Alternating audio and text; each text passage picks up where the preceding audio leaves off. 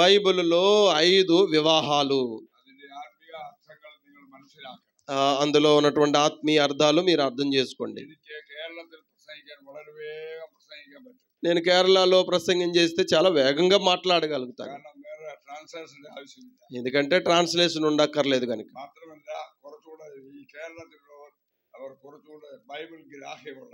కేరళలో మనకంటే చాలా పండితులు వాళ్ళు,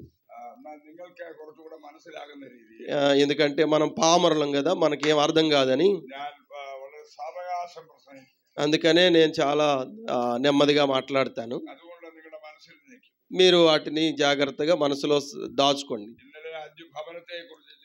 ఈ రాత్రి మనం 5 గృహాల గురించి మాట్లాడుకున్నాం. కానాలో ఇల్లు గురించి మాట్లాడుకున్నాం, బేతనేయలో ఇంటి గురించి మాట్లాడుకున్నాం, కపెర్నహూములో ఇంటి గురించి మాట్లాడుకున్నాం, జక్కయ్య ఇంటి గురించి మాట్లాడుకున్నాం, యాయీరు ఇంటి గురించి, శతాధిపతి ఇంటి గురించి మాట్లాడుకున్నాం, పేతురు అత్తగారి ఇంటి గురించి మాట్లాడుకున్నాం. ఇవన్నీ మనం చెప్పుకోలేదు, కానీ 5 మాత్రమే చెప్పినట్టు గుర్తు. అవన్నీ మనసులో పెట్టుకోండి.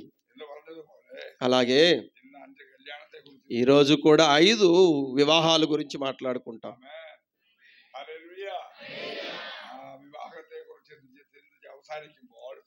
ఈ యొక్క వివాహాల గురించి మాట్లాడుతూ ముగింపులో ఈ యొక్క సందేశాలకు, ఇక్కడున్న జరుగుతున్నటువంటి కూడికలకు చివరి ఆఖరి సందేశం నా ద్వారా ప్రభు అనుమతిస్తే, రావడానికి అవకాశం ఇస్తే అప్పుడు నేను చెప్తాను. అర్థమైందా?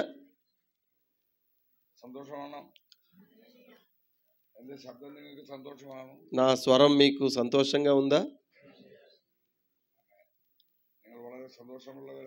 మీరందరూ చాలా సంతోషంగా ఉన్నవారే. దేవుడు మరి చాలా మంది సేవకులను తీసుకొచ్చారు. మీ అందరినీ దేవుడు ఆశీర్వదించును గాక. మీరెంతో కష్టపడి దేవుని సేవిస్తూ ఉన్నారు.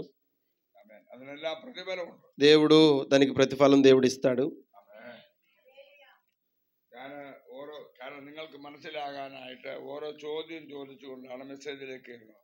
ఒక్కొక్క ప్రశ్న ఇలాగ వేసి నేను సంఘంలో వాక్యంలోకి వెళ్తా ఉన్నాను, ఎందుకంటే మీకు ఇంకా అర్థం అవ్వాలని.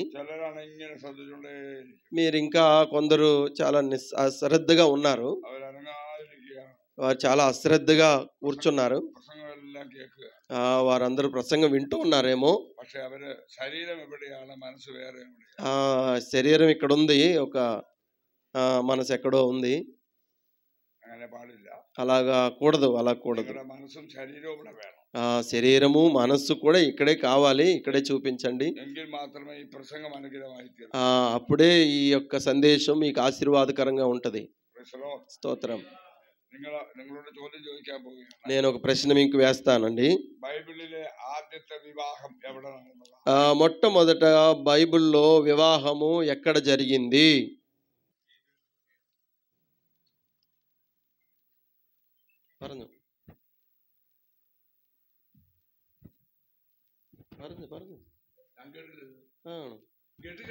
గట్టిగా చెప్పండి అట. సహోదరి వారు వాళ్ళని చెప్పండి అమ్మా, మీరు చెప్పండి.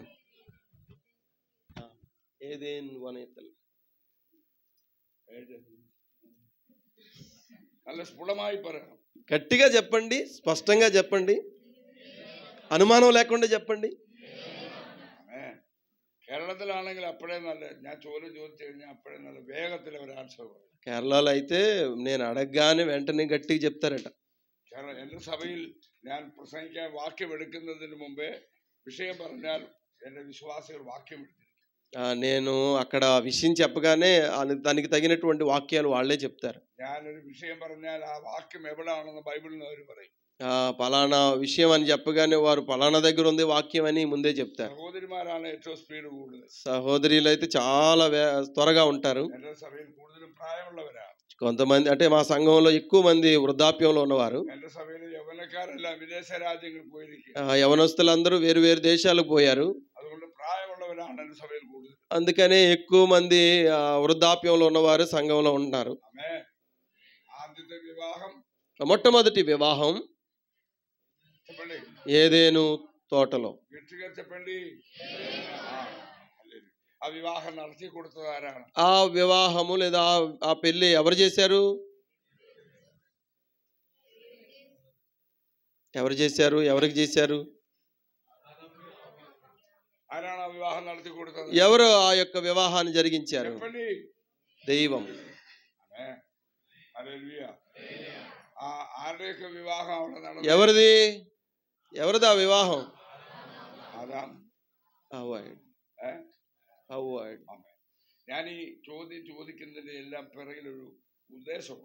నేను ఈ ప్రశ్నలు వేయడానికి ఒక ఉద్దేశం ఉందండి. ఆ ఉద్దేశத்தை நான் ചോദിച്ചു. అందుకోసమే నేను ఈ ప్రశ్నలు వేస్తా ఉన్నాను. ചിലർക്ക് ആഗ്രഹമുണ്ട് ഞങ്ങളുടെ മക്കളുടെ വിവാഹം ഓവർസിയറും സെൻട്രൽ പാസ്റ്ററും ഹൈ പാസ്റ്ററും ഒക്കെ നടത്തിയാൽ നല്ലതാണ്. కొందరు అనుకుంటారు మరి మా పిల్లల పెళ్లి సెంటర్ పాస్టర్ చేయాలి లేదా ఓవర్సియర్ చేయాలి ఉంటది దీంట్లో. వాళ్ళకి ఆ విధంగా సంతోషం. పెద్ద పాస్టర్ రావాలి, పెద్ద పాస్టర్ వస్తే పెళ్లి చేస్తేనే అది బాగా ఉంటది అనుకుంటారు. వాళ్ళు ఆ విధంగా చేస్తేనే మా పిల్లలకు ఆశీర్వాదం అని అనుకుంటారు కదా. బైబిలిലെ ഏറ്റവും ആദ്യത്തെ ടോപ്പ് വിവാഹം നടത്തിയ ദൈവം. బైబిల్లో గొప్ప పెళ్లి జరిగించింది ఎవరంటే దేవుడే. దేవుడే నడిపించాడు ఆ వివాహాన్ని. అక్కడ వేవేల దూతలు ఉన్నారు. దేవుడే అక్కడ జరిగించాడు ఆ వివాహం కనుక దేవదూతల సమూహంతో అక్కడికి దిగి వచ్చారు. దేవుడు అక్కడ మంచిగా వివాహం జరిగించాడు. వారు ఏదైతే అనుసరించాలో ఆ విషయాలన్నీ వారికి వివరించాడు. ఆ యొక్క వివాహంలో ఆయనే ప్రసంగం చేశాడులండి. అందరూ చక్కగా విన్నారు. దేవుడు మళ్ళీ తిరిగి వెళ్ళిపోయాడు.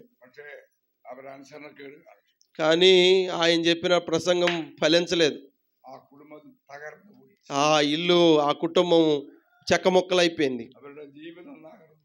వారి జీవితం పాడైపోయింది. వారి సంతోషం నష్టమైపోయింది.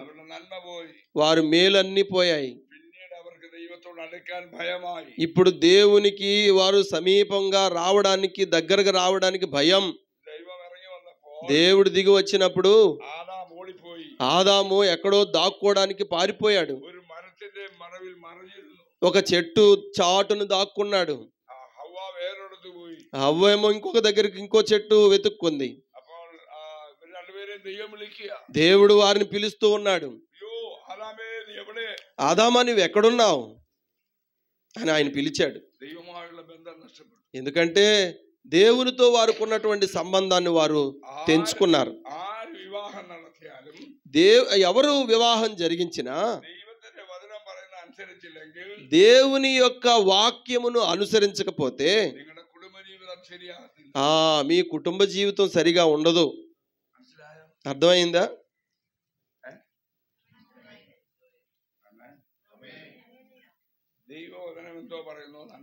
దేవుని వాక్యం ఏం చెప్తుందో దాన్ని అనుసరించాలి. అది ఒకవేళ అనుసరించకపోతే మీ జీవితము ఇంకా నష్టమైపోద్ది. దేవునితో ఉన్న సంబంధం కూడా పోద్ది. ఇంకేం పోతుంది? ఇంకేమైపోద్దండి? దేవునితో సంబంధం ఉండదు, భార్యాభర్తల మధ్య సంబంధం ఉండదు. ఇంకా ఏదో చెప్పండి. ഈ രണ്ടുപേരും കൂടെ ഓടി മരത്തിന്റെ മറഞ്ഞിരിക്കാൻ കാരണം എന്താ? వీళ్ళిద్దరూ భయపడి ఒక చెట్టు చాటును దాక్కోవడానికి పారిపోవడానికి కారణం ఏంటో తెలుసా?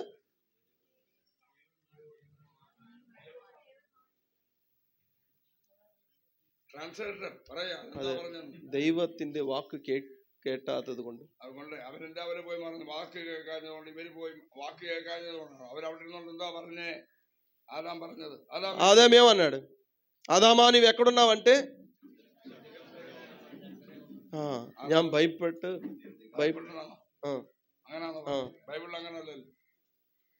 బైబిల్లో అలా లేదట.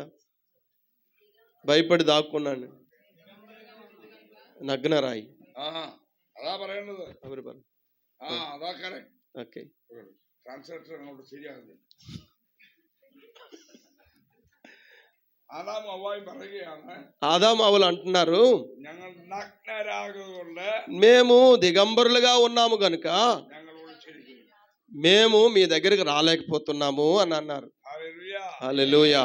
അവരുടെ വസ്ത്രം പോയി. వారు అంటే వారికి ఉన్నటువంటి వస్త్రం పోయింది. നിങ്ങൾക്ക് వస్త్రమిല്ലാതെ వഴിలోട്ട് ഇറങ്ങിയാൽ, బట్టలు లేకుండా బయటికి వెళ్తే നാട്ടുകാർ നിങ്ങളെ അടിക്കും. ఏం చేస్తారు?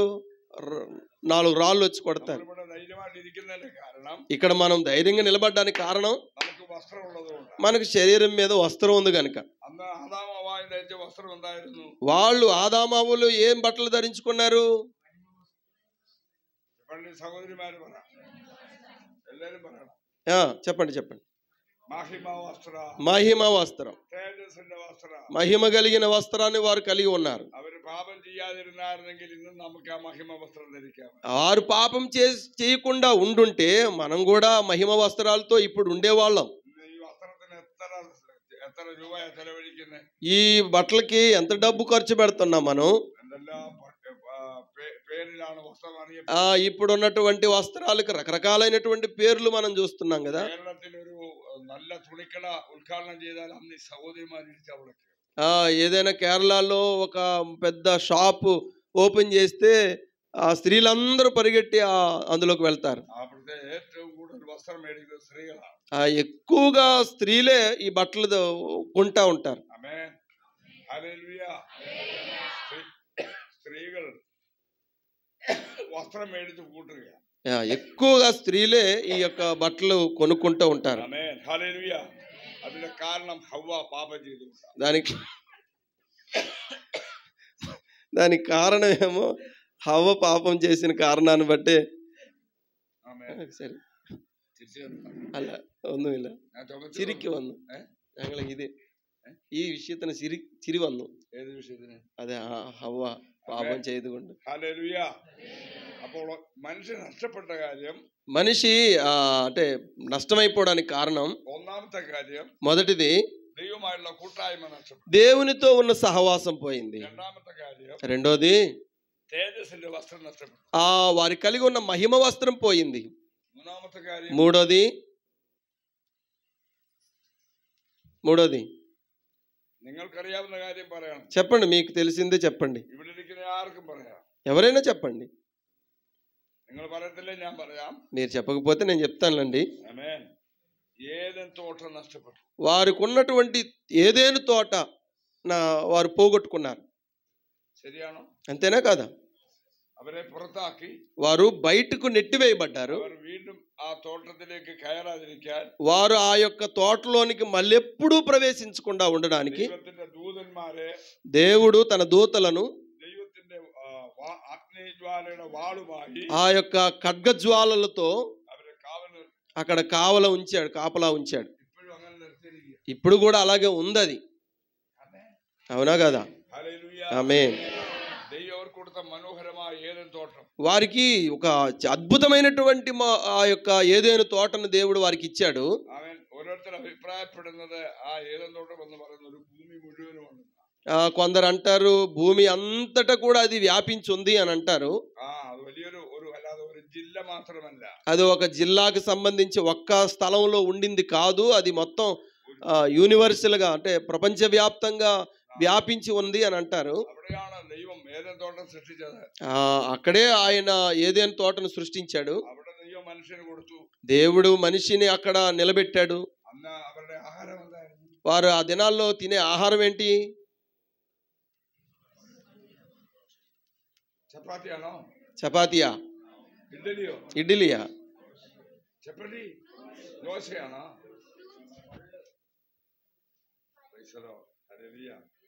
എന്താണ് ഓർത്ത് പറഞ്ഞാട്ടെ? ఏడు చెప్పండి. ആമേൻ. അത് നിങ്ങൾ പതിയെ പറഞ്ഞാൽ എനിക്ക് മനസ്സിലാക്കില്ല. പറയുന്നു അവരെ, അത് ഞാനറിയുന്നില്ലല്ലോ, സാറ് പറയണം. അത് നിങ്ങളുടെ കുഴപ്പമാണ്. അത് എനിക്ക് വല്ല ഭാഷ അറിയത്തില്ല. അതെ. സ്തോത്രം. സ്തോത്രം. ഏദൻ തോട്ടത്തിലെ ഫലം നഷ്ടപ്പെട്ടു. ఏదేను తోట వారు ఏ పండ్లైతే వారు తింటూ వచ్చారో ఇప్పుడు ఆ పళ్ళు తినడానికి అవకాశం కూడా లేకపోయింది వాళ్ళకి. ഇന്ന് രാവിലെ നമ്മൾ കഴിച്ചത് ഇഡ്ഡലിയും ദോശയും സാമ്പാറുമാണ്. ఈ రోజు ఉదయం ఇడ్లీ సాంబారు ఇవన్నీ తిన్నాం. ആമേൻ. അന്ന് അതിനൊന്നും ആവശ്യമില്ലായിരുന്നു. ఆ రోజుల్లో అవేవి అక్కర్లేకపోయింది. ആദാമും ഹവ്വായും ഓടി ചെന്ന് വിശക്കുമ്പോൾ ഒരു പഴം പറിക്കും, వారికి ఆకలేసినప్పుడల్లా ఒక పండు తెంపుకొని తినేవారు, അത് പറിച്ച് കഴിക്കും, అది తెంపుకొని తినేవారు. വീണ്ടും അവർ യാത്ര നടക്കും. వాళ్ళు మరలా వారు ప్రయాణం చేసేవారు. ആമേൻ. ഹല്ലേലൂയ. അങ്ങനെ അവർക്ക് എല്ലാം നഷ്ടപ്പെട്ടു. వారికి ఇప్పుడు అన్ని పోగొట్టుకున్నారు. ദൈവവുമായുള്ള ബന്ധം നഷ്ടപ്പെട്ടു. దేవునితో ఉన్న సహవాసం పోయింది. അവരുടെ വസ്ത്രം നഷ്ടപ്പെട്ടു. వారి వస్త్రం పోగొట్టుకున్నారు. അവരുടെ ഭക്ഷണം നഷ്ടപ്പെട്ടു. వారి ఆహారం పోగొట్టుకున్నారు. അവരുടെ ഏദൻ തോട്ടം നഷ്ടപ്പെട്ടു. వారు తోటలో ఉన్నటువంటి సౌకర్యాన్ని వారు పోగొట్టుకున్నారు. മനസ്സിലാകുന്നുണ്ടോ? అర్థమవుతుంది కదా? എല്ലാം നഷ്ടപ്പെട്ടു. అన్ని పోగొట్టుకున్నారు. ഒരു ജ്യോതിർഗോളങ്ങളെ പോലെ നല്ല തേജസ്സുള്ള గోళం പോലെ ఇవి ఓడి നടക്കുകയാണ്. వారు ఇప్పుడు చాలా అంటే ఒక ఇబ్బందుల్లో వారు వచ్చి పడ్డారు. ఆమేన్. హల్లెలూయా. ఇవർക്ക് ఇది నష్టപ്പെട്ടു കഴിഞ്ഞപ്പോൾ వారు ఇవన్నీ పోగొట్టుకున్న తర్వాత ఇవరాద్యం ചെയ്യാൻ തുടങ്ങിയ ഡ്യൂട്ടി എന്തായിരുന്നു? వీరు మొట్టమొదట చేసిన పని ఏంటో తెలుసా? వీళ్ళు ఇవన్నీ పోగొట్టుకున్నారు, బయటకు వచ్చారు. ఇప్పుడు ఏం చేస్తారు? వాళ్ళు భోజనం తినాలి. ఆద్యത്തെ ഡ്യൂട്ടി എന്താണ് ചെയ്യുന്നത്? వాళ్ళు మొట్టమొదటి పని ఏం చేయాలండి?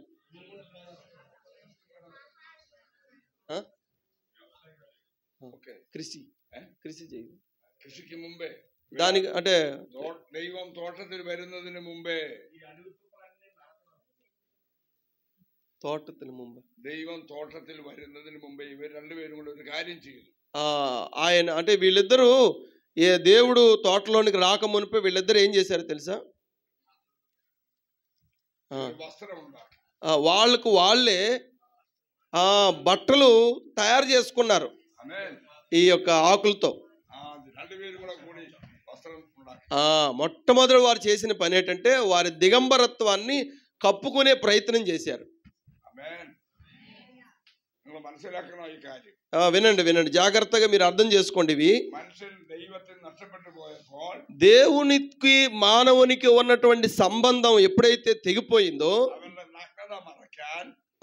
ఇప్పుడు వారికి ఉన్నటువంటి ఈ దిగంబరత్వాన్ని కప్పుకోవడానికి వాళ్ళు మొట్టమొదట వారి యొక్క దిగంబరత్వాన్ని కప్పుకోవడానికి వారు ప్రయత్నించినటువంటి ప్రయత్నం ఏంటంటే ఆకులతో వారు కప్పుకునే ప్రయత్నం చేశారు. వారు దేవుని మహిమ పోగొట్టుకున్నారు.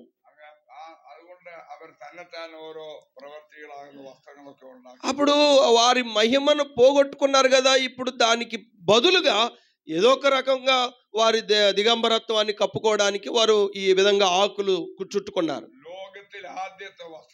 మొట్టమొదటిగా లోకంలో మొదటి వస్త్రం ఏమైతే ఉందో అది ఆకులతో కట్టుకున్నటువంటి వస్త్రం. అది ఆకులతో కొట్టుకున్నటువంటి వస్త్రం. అది ఎంతకాలం ఉంది? అది ఎంతకాలం అది నిలిచి ఉంది? വൈകുന്നേരം വരെ ചൂട് കഴിഞ്ഞതിന് ശേഷം വരെ.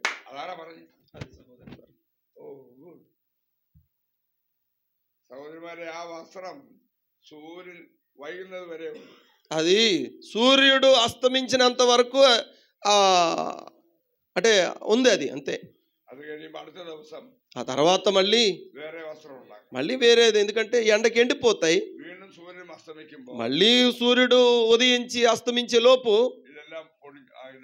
మళ్ళీ ఎండిపోతాయి. మళ్ళీ ఇంకొక ఆకులు చుట్టుకునేవారు. రోజు రోజుకి ఇదే పని వారికి. స్తోత్రం. దైవం కొడుత వస్త్రത്തിന് వల్ల చెలవు. దేవుడిచ్చినటువంటి ఆ వస్త్రానికి ఏమైనా మనం ఏదో డబ్బులు మనం ఏమి చెల్లించామా? ఇప్పుడు మనము రోజు రోజుకి ఏదో ఒక వస్త్రం మనం ధరించుకుంటూ వస్తా ఉన్నాము. దానికి ఎంత డబ్బులు మనం ఖర్చు పెడుతున్నా మనకు తెలుసు. ఆనాడు దేవుడు ఆయన ధరించినటువంటి వస్త్రము വസ്ത്രത്തിന് ഒരു പൈസ പോലും వారు ఏ విధమైనటువంటి డబ్బులు ఖర్చు పెట్టలేదు. ദൈവം തരുന്ന നന്മയ്ക്ക് എന്ത് വില കൊടുത്താൽ దేవుడు అనుగ్రహించినటువంటి ఆ ఉపకారము మేలుకి దానికి మనం ఎంత విలువ కట్టగలము? ഹല്ലേലൂയ. హల్లెలూయా. ദൈവം നമുക്ക് വേണ്ടി ചെയ്യുന്ന നന്മകളുടെ വില വർണ്ണിക്കാൻ പറ്റും. దేవుడు అనుగ్రహించినటువంటి ఆ మేలు ఉపకారము మనము వర్ణించలేము కూడా. స్తోత్రం. ഹല്ലേലൂയ. హల్లెలూయా. നിങ്ങൾ ഉപയോഗിക്കുന്ന ఈ ఆక్సిజన్ എന്തുമാത്రం വിലയുള്ളതെന്ന് దేవుడు అనుగ్రహించినటువంటి గాలి, ఈ యొక్క ఆక్సిజన్ ఎంత విలువైనది. നിങ്ങൾ ആശുപത്രിയിൽ പോയി കിടക്കണം, ఆసుపత్రిలోకి వెళ్ళి పడుకుంటే അന്നേരമാണ് അതിന്റെ വില അറിയുന്നത്. అప్పుడు మనకు అర్థం అవుతుంది దాని యొక్క విలువ. നിങ്ങൾക്ക് లభిക്കുന്ന సూర్య വെളിച്ചം, సూర్యుని యొక్క తేజస్సు వెలుగు എന്തുമാത്രം ఎంత വിലയുള്ളതാണ്. విలువైనది. നിങ്ങൾ ഉപയോഗിക്കുന്ന ഗ്യാസ് మనం ఉపయోగిస్తున్నటువంటి గ్యాస్ എന്തുമാത്രം ఎంత വിലയുള്ളതാണ്. విలువైంది. ആമേൻ. ഇതെല്ലാം കൂടെ കണക്കൂട്ടി നോക്കി ఇవన్నీ ఖరీదంతా కూడా మనం ఒకవేళ కలిపితే, ഇതെല്ലാം ദൈവം നമുക്ക് ഈ ഭൂമിയിൽ కానీ തന്നിരിക്കുന്നു. దేవుడే మనకి ఇవన్నీ అనుగ్రహించాడు కదా. നമ്മളത് വില കൂടാതെ ഉപയോഗിക്കുക. అవన్నీ మనకు ఆ ఖర్చు లేకుండానే మనం అనుభవించాము ఒకప్పుడు. స్తోత్రం. സൂര്യൻ ആകാശം ഉദിച്ചു നിൽക്കുന്നത് കൊണ്ട് సూర్యుడు ఆకాశంలో ఉదయిస్తున్నాడు గనక ഈ ഭൂമിയിലെ സകല ജരാചരങ്ങൾ ചലിക്കുന്നത്. ఆ యొక్క ఈ భూమి మీద ఉన్నటువంటి సకల జీవరాశులు చలిస్తున్నాయి, బతుకుతున్నాయి. അങ്ങനെ ആദ്യത്തെ വിവാഹം అయితే మొట్టమొదటి ఆ వివాహము ആദാമിന്റെ ഹവ്വയുടെ ఆదాము అవ్వలకు జరిగించాడు దేవుడే. അവർ പാപം ചെയ്തു പോയി, వారు పాపం చేశారు, എല്ലാം നഷ്ടപ്പെട്ടു പോയി. అన్ని పోగొట్టుకున్నారు. അന്ന് മുതൽ അവർ കഷ്ടപ്പെടാൻ തുടങ്ങി. అది మొదలుకొని వారు కష్టపడ్డారు. അവർക്ക് ദൈവം കൊടുത്ത ശിക്ഷയിൽ ഒന്നാണ് వారికి దేవుడు ఇచ్చినటువంటి మొదటి శిక్ష, സഹോദരിമാരോട് പറഞ്ഞു, సహోదరితో చెప్తున్నాడు, നീ വേദനയോടെ പ്രസവിക്കും. నీవు చాలా బాధతో, కష్టముతో, దుఃఖముతో నీవు ప్రసవ వేదన కంటావమ్మా. ആമേൻ. സഹോദരന്മാരോട് പറഞ്ഞു, సహోదరులతో అన్నాడు, നീ വിയർപ്പോടെ അപ്പം തിന്നേണ്ടി വരും. నీవు చాలా చెమట గార్చి నీవు సంపాదిస్తావు. ആമേൻ. ആമേൻ. ఆమేన్. ഹല്ലേലൂയ. അന്ന് മുതൽ നമ്മൾ കഷ്ടപ്പെടുക. అది అప్పటి నుండి మనకు కష్టమే కష్టం. വർഷങ്ങളായി సంవత్సరాలుగా എല്ലാം കഷ്ടപ്പെടുക. ఇలాగూ కష్టపడుతూ వస్తున్నాం. ആമേൻ. ഈ കഷ്ടതയ്ക്കെല്ലാം ഒരു വിടുതൽ തരാനാണ് ദൈവം ആഗ്രഹിക്കുന്നത്. ఈ విధమైనటువంటి శ్రమకు దేవుడు ఒక పరిష్కారాన్ని ఇవ్వాలని అనుకున్నాడు.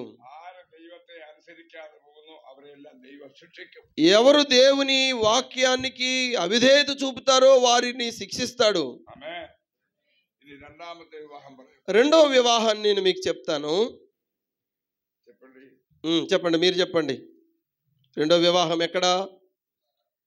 3 വിവാഹം പഴയ നിയമത്തിൽ നിന്നാണ് പറയുന്നത്. పాత నిబంధనలో 3 వివాహాలు జరిగాయండి. പുതിയ നിയമത്തിൽ 2 വിവാഹമാണ്. కొత్త నిబంధనలో 2 వివాహాలండి. അതിപ്പോ ഒരു വിവാഹം പറഞ്ഞു കഴിഞ്ഞു. ఇప్పుడు మనం మొదటిది అయిపోయింది పాత నిబంధనలో. രണ്ടാമത്തെ ఇక 2 వివాహాలు ఉన్నాయి కొత్త పాత నిబంధనలో. చెప్పండి. അറിയാവുന്നത് പറയാം. ഓ ആരാ പറഞ്ഞു? ഹല്ലേലൂയ. హల్లెలూయా. ഇസ്ഹാക്കിന്റെ വിവാഹം. ఇస్సాకు యొక్క వివాహము. ആമേൻ. ഇസ്ഹാക്ക് ആരെയാ വിവാഹം കഴിച്ചത്? ఇస్సాకు ఎవరిని పెళ్లి చేసుకున్నాడు? రిబకా. റിബെക്ക. ഇസ്ഹാക്കിന്റെ മാതാപിതാക്കളുടെ പേരെന്തുവാ? ఇస్సాకు యొక్క తల్లిదండ్రుల పేర్లు ఏంటి? అబ్రహాము, శారా. ആമേൻ. ഇസ്ഹാക്ക് എവിടെങ്കിലും പോയി പെണ്ണിനെ കല്യാണം കഴിച്ചോണ്ട് വരികയായിരുന്നു. ఇస్సాకు ఎక్కడికో పోయి తనకి ఇష్టం వచ్చినట్టుగా కుమార్తెను చూసి పెళ్లి చేసుకొని వచ్చాడా? ആ. പിന്നെ ഇസ്ഹാക്കിന് വിവാഹം ആലോചിച്ച് കൊടുത്തത് ആരാ?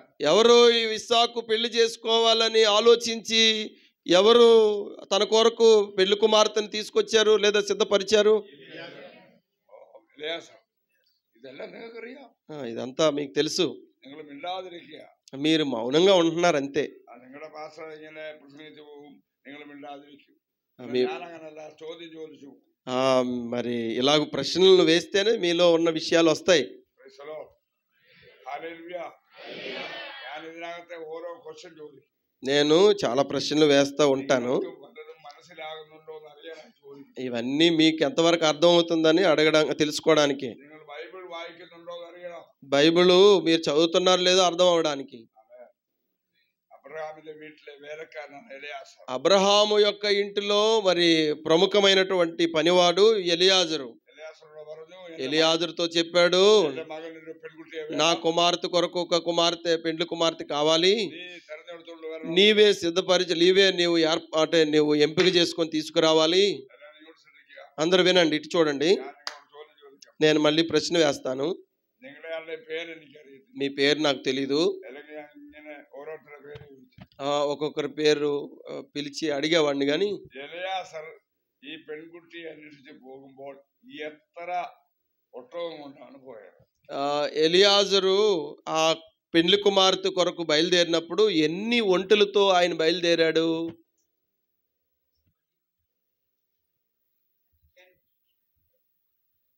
గట్టిగా చెప్పండి. 10 ఆకుడు.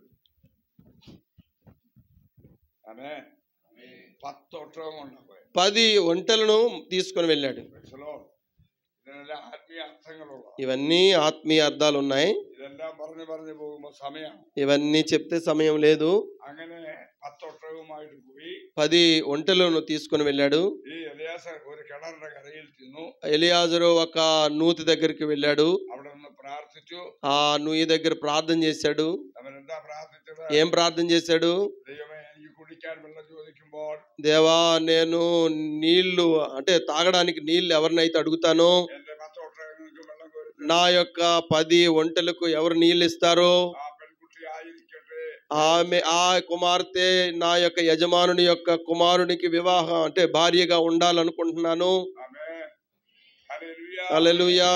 അങ്ങനെ അവിടെ നിൽക്കുമ്പോൾ ധാരാളം സ്ത്രീകൾ വരുന്നുണ്ട്. ఆ విధంగా నిలబడినప్పుడు చాలా మంది స్త్రీలు వచ్చారు. അവരെല്ലാം വെള്ളം കോരാൻ വരികയാണ്. వాళ్ళందరూ నీళ్లు తోడుకోవడానికి వచ్చారు. അങ്ങനെ ഇരിക്കുമ്പോൾ ഒരു പെൺകുട്ടി അതിലേക്ക് കിണറ്റിലിറങ്ങി. ఆ యొక్క సమయంలో ఒక ఒక ఒక ఒక కుమార్తె లోపల కిందకి దిగుతూ ఉంది. അവള് വെള്ളം കോരി കയറി വന്നു. నీళ్లు ముంచింది, పైకి తీసుకొచ్చి మోసుకొని వచ్చింది. എനിക്ക് കുടിപ്പാൻ ശകലം വെള്ളം തരാമോ? అమ్మా, కొంచెం మంచి నీళ్ళు ఇస్తావా తాగడానికి అని అంటే ഉടനെ ആ പെൺകുട്ടി എന്താ പറഞ്ഞത്? వెంటనే ఆమె ఏమన్నా తెలుసా? కుమార్తె,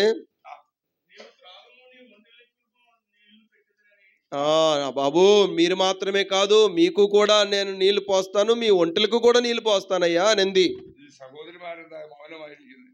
మీరేమి చూడట్లేదు, మౌనంగా ఉన్నారంటున్నారు. നിങ്ങൾ ആൻസർ പറയുമ്പോൾ നല്ല ശബ്ദത്തിൽ പറയണം. మీరు గట్టిగా చెప్పండి సమాధానం. ഹല്ലേലൂയ. അങ്ങനെ ആ പെൺകുട്ടി ഒട്ടകത്തിന് വെള്ളം കോരി കൊടുക്കാമെന്ന് ఆ പറഞ്ഞു. విధంగా ఆ కుమార్తె ఇలాగూ చెప్పింది ఆ యొక్క ఎలియాజరుతో. ആ ഒരു ഒട്ടകത്തിന് എത്ര ഗ്ലാസ് വെള്ളം കുടിക്കും? ఒక ఒంటె ఎన్ని గ్లాసులు నీళ్ళు తాగుతుంది?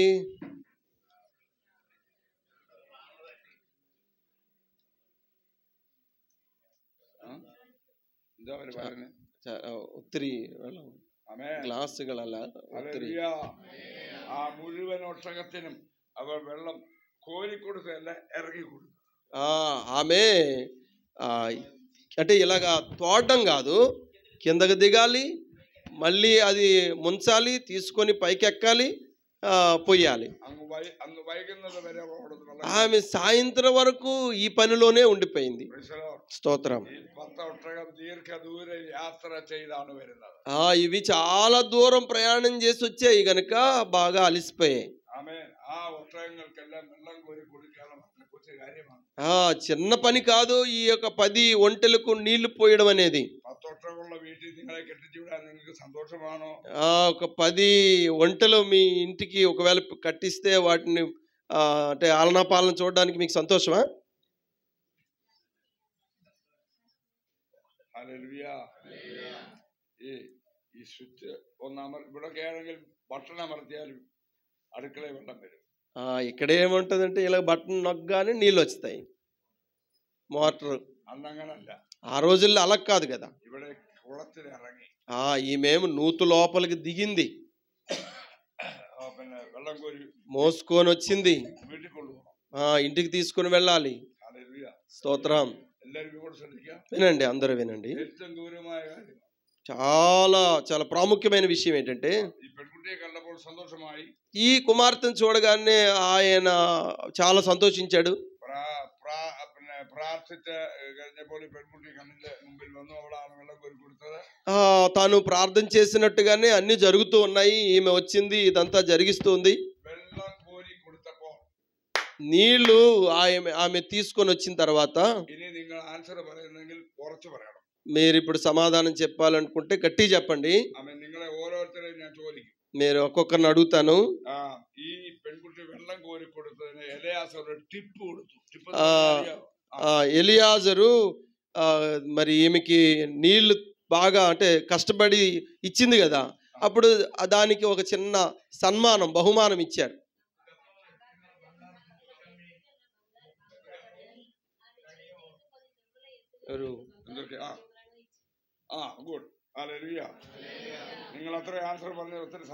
చాలా సంతోషం, మీరు మంచి ఆన్సర్ చెప్పారు. హల్లెలూయా. ఇస్సాకుని భార్య ఆయదుకొండల్ల, అంటే ఇస్సాకు భార్యగా అయ్యిందని ఉద్దేశంతో కాదు, ఆమె ఎంత శ్రమ పడింది గనుక తగిన చిన్న బహుమానం, ఒక చిన్న టిప్ పట్టి ఇచ్చారంట. స్తోత్రం. అంటే ఈ భూమి మీద మీరు ఏది చేస్తున్నారో ప్రతి దానికి తగిన ప్రతిఫలం దేవుడు ఇస్తాడు. దాని పేరే టిప్పు అని అంటున్నారు. టిప్పు తెలుసా?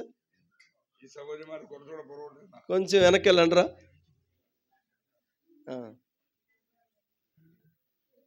Okay, right.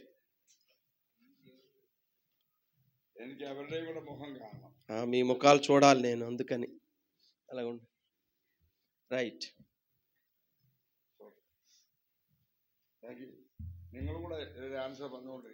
మీరు కూడా సమాధానం చెప్పండి. 1 gram స్వర్ణത്തിന് ఎത്ര విలువ? ఇప్పుడు 1 గ్రాము బంగారానికి ఎంత విలువ ఉంది? 12,000. 12,000 പൈസലോ. അങ്ങനെയാണെങ്കിൽ അന്ന് ഈ റിബേക്കയ്ക്ക് കൊടുത്തത് 114 gram ആയിരുന്നു. ఆ రోజు ఆమెకి ఇచ్చినటువంటి బంగారం 114 గ్రాములు ఇచ్చాడంట. ముక్కుకి, కైవళకి, ముక్కుకి, అలాగే ఈ దండ కడియాలకి, చేతి కడియాలకి. ఎంత అయింది ఇప్పుడు లెక్కెట్టండి. 3,66,000 അതിനേക്കാൾ കൂടുതൽ. ഇതേ ടിപ്പട്ട, ചിന്ന ബഹുമാനം. ഇവിടെ കർത്താവിന്റെ നാമത്തിൽ ഇവിടെ ചെയ്യുന്ന പേരാണ്. అంటే ఈ భూమి మీద మనం చేసేదానికి దేవుడు ఇచ్చేది టిప్. అంటే టిప్పే ఎంత ఉంటే అని అర్థం అనమాట.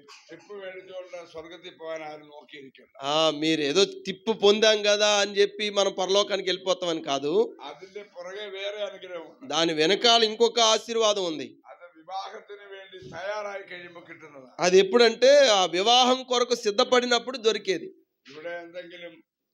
వస్తువు കിട്ടിയതുകൊണ്ടോ ജോലി കിട്ടിയതുകൊണ്ടോ కళ్యాణం നടന്നതുകൊണ്ടോ స్వర్గത്തിൽ పోవడం. ఇక్కడ ఏదో ఇల్లు కట్టుకున్నాము కాబట్టి దేవుడి దయ వల్ల మనం పరలోకానికి వెళ్ళిపోతాము, ఇక్కడ దేవుడి దయ వల్ల పెళ్లి జరిగింది, దేవుని పరలోకానికి ఇదే ఆశీర్వాదం, ఇదే మనల్ని పరలోకానికి తీసుకెళ్తుందని ఎప్పుడు అలాంటి ఆలోచనలు పెట్టుకోకండి. ఇక్కడ మనం ఏదైతే పొందామో అవన్నీ టిప్పు లాంటివి అన్నమాట. స్తోత్రం. వీరు వివాహం కొరకు సిద్ధపాటు అనేది ఒక చాలా ప్రాముఖ్యమైనది. వారి ఇంటికి వెళ్ళారు. ఎలియాజరు మరి ఆ యొక్క అమ్మాయితో, తన కుమార్తెతో చెప్పాడు.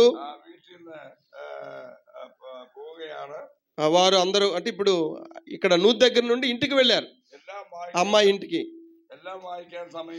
అవన్నీ చదవడానికి సమయం లేదు, కానీ 24వ అధ్యాయంలో ఆదికాండం చూడండి ఒకసారి. 52వ వచనం చూడండి.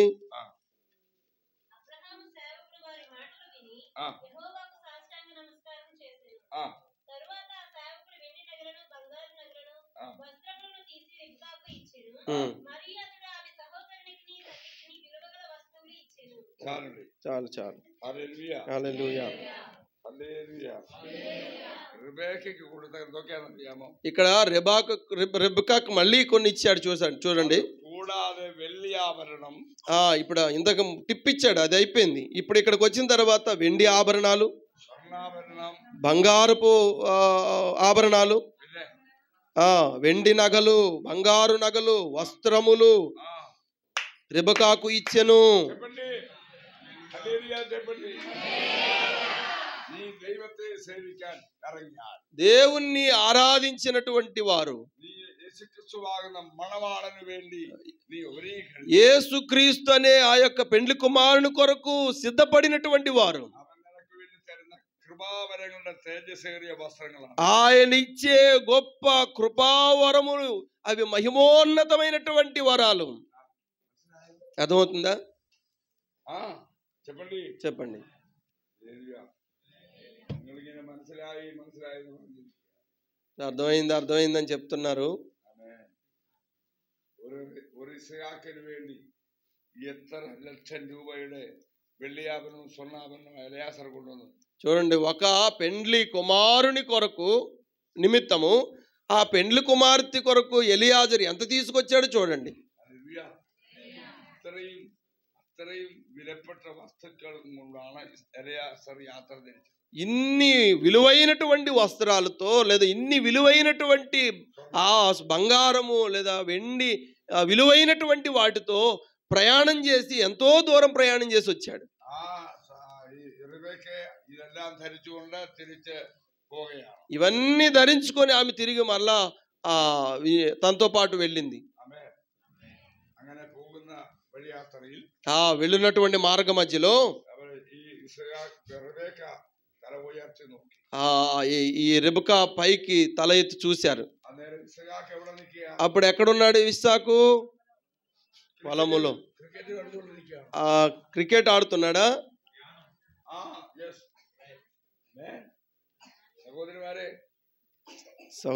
సహోదరులారా, ఇవన్నీ ప్రాముఖ్యమైన విషయాలు. ఇస్సాకు ధ్యానిస్తూ ఉన్నాడు.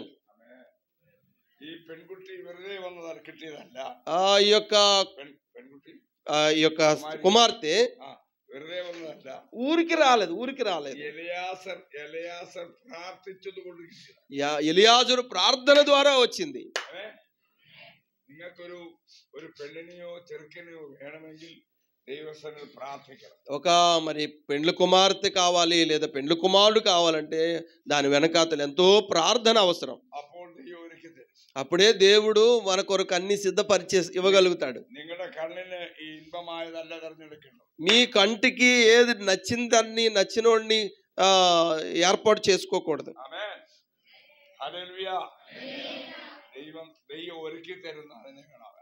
దేవుడు సిద్ధపరిచిన వారిని తీసుకుని రావాలి.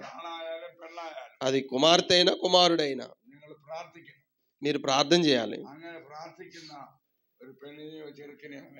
అలాగూ ప్రార్థన చేసినటువంటి వారినే తీసుకోవాలి, మనం చేర్చుకోవాలి.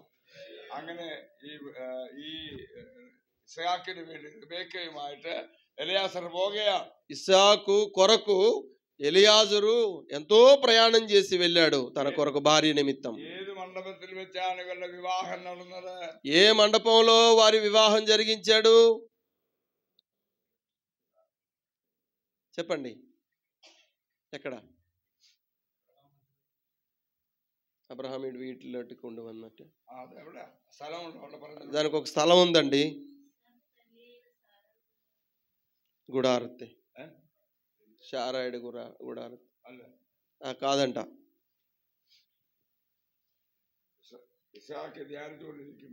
ఇస్సాకు తాను పొలములో ధ్యానిస్తూ ఉండగా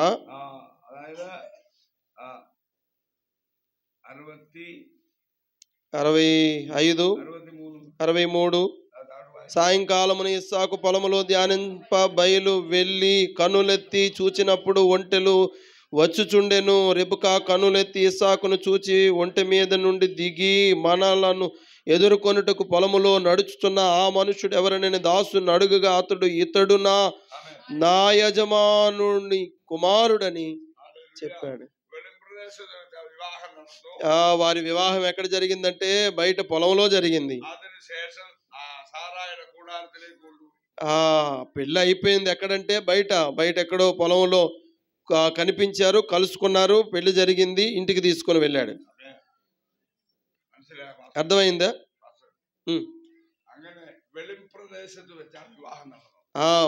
బహిరంగ ప్రదేశంలో లేదా పొలంలో పెళ్లి జరిగింది అంటున్నాడు. വിവാഹം കഴിഞ്ഞതിന് ശേഷം ఆ పెళ్లి జరిగిన తర్వాత സാറായുടെ കൂടാരത്തിലേക്ക് సారా యొక్క గుడారంలోనికి తీసుకుని వెళ్ళాడు. ഇനി പ്രധാന ഒരു കാര്യം പറയാം. ఇక్కడ ప్రాముఖ్యమైన ఒక మాట చెప్పనివ్వండి, എല്ലാവരും വളരെ ശ്രദ്ധിക്കണം. జాగ్రత్త వినండి. എല്ലാവരും ശ്രദ്ധിക്കണം. అందరు జాగ్రత్త వింటున్నారా?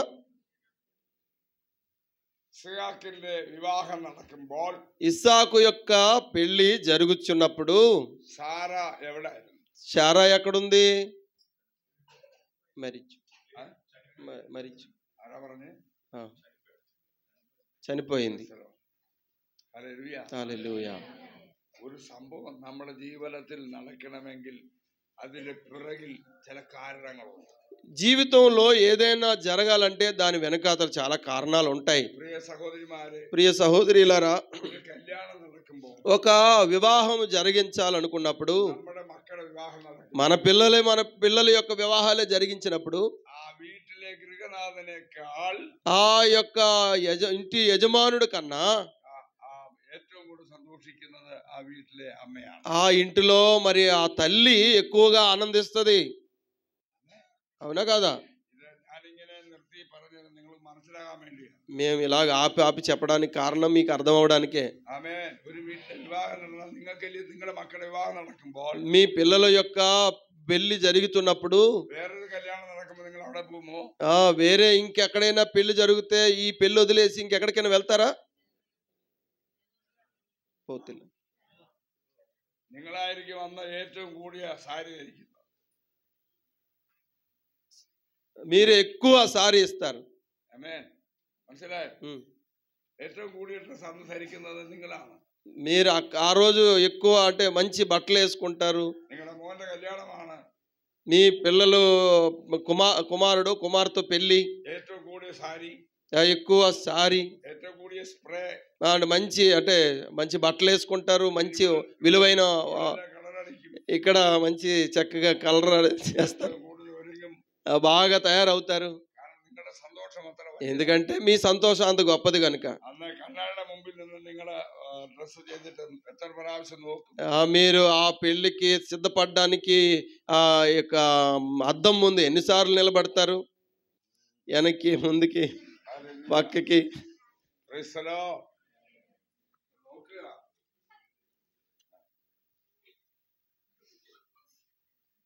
ഈ ഭാഗ്യം സാറായിക്കുണ്ടായോ? కానీ ఈ విధమైనటువంటి భాగ్యం లేదా ఈ ధన్యత శారాకుందా?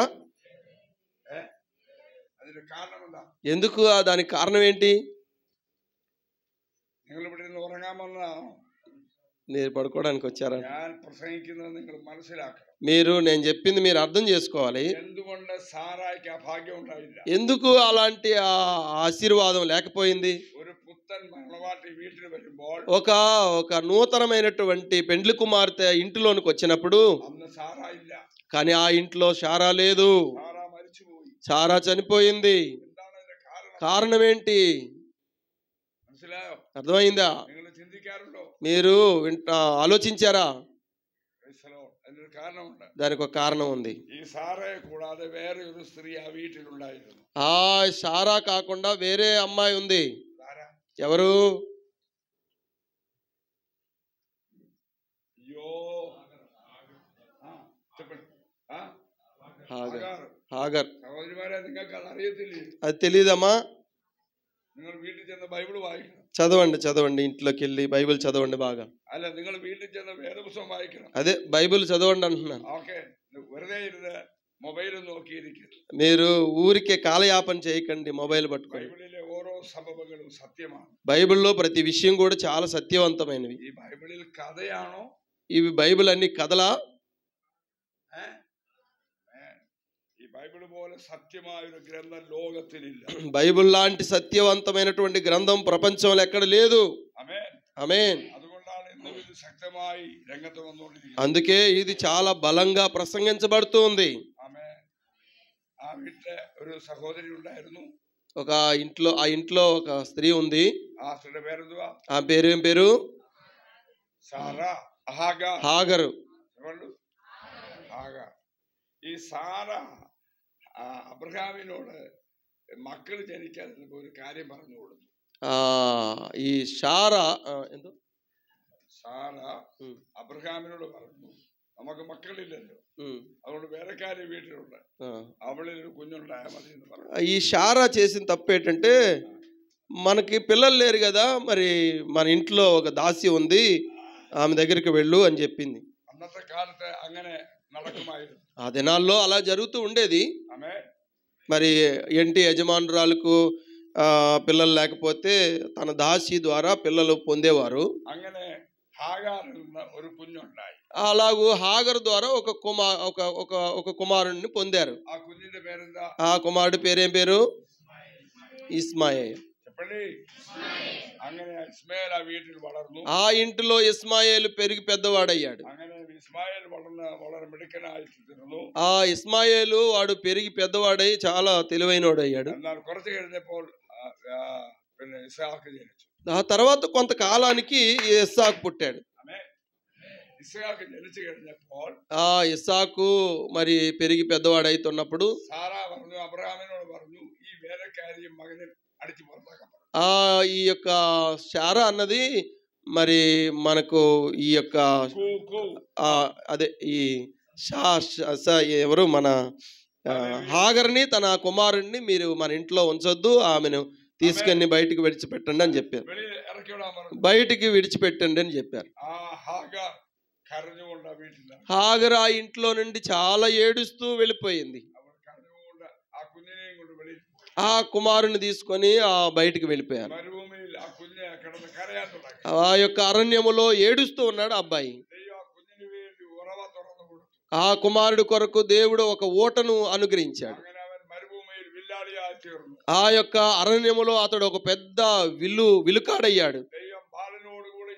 అయితే ఆ కుమారుడితో దేవుడు ఉన్నాడు.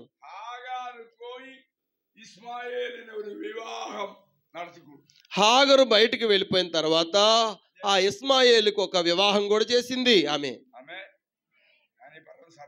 నిజమా కాదా? అలాంటి ఒక భాగ్యం హాగర్కు వచ్చింది. ఆ యొక్క కుమారుని యొక్క వివాహములో ఆనందించే భాగ్యము హాగరు పొందింది.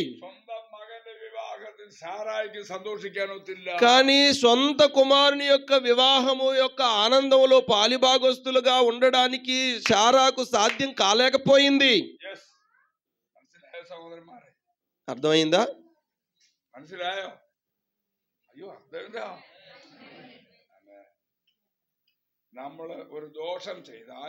మనం ఒక తప్పు చేస్తే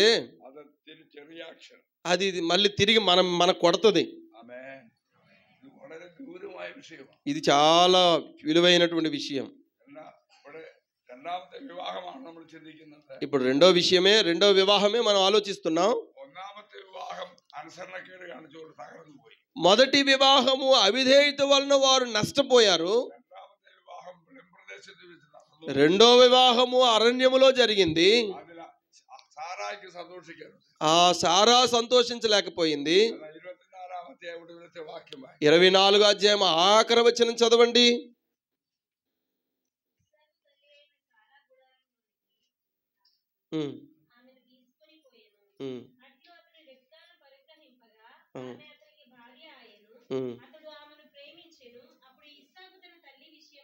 దుఃఖ నివారణ పొందిన అదే ఇస్సాకు మాత మరిచ ఆ దుఃఖం അതിൽ മാറി ഇവളുടെ മുഖാന്തരം.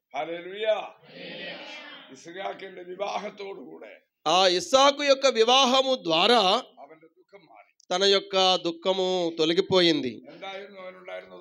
ఎందుకు అతనికి ఉన్నటువంటి దుఃఖానికి కారణం ఏంటి? మాతావు మరిచి ఆ తల్లి చనిపోయినటువంటి కారణాన్ని బట్టి ఎంతో దుఃఖపడ్డాడు. ప్రియా సహోదరిలారా, ఒక విషయం చెప్పనివ్వండి. మీరు వివాహము జరిగించిన తర్వాత లేదా వివాహం జరిగిన తర్వాత ఒక ఇంటికి వెళ్తే మిమ్మల్ని వివాహం చేసుకున్నటువంటి భర్త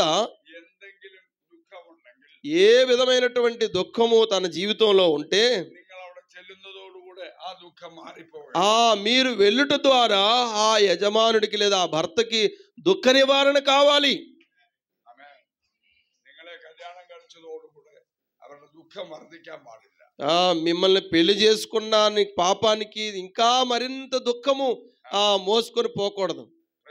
స్తోత్రం. హల్లెలూయా. ఇస్సాకుకి దుఃఖం మారి. ఇస్సాకు తన దుఃఖం పోయింది. ఎన్నో వేదనకివాയിരുന്നു. ఎప్పుడు అయ్యో అమ్మ లేదన్నటువంటి దుఃఖంతో ఉండేవాడు. ఇప్పుడు లేదు ఇంకా. ఇస్సాకు చాలా సంతోషించడం ప్రారంభించాడు. ఇందులో ఆత్మీయ అర్థాలు ఉన్నాయి.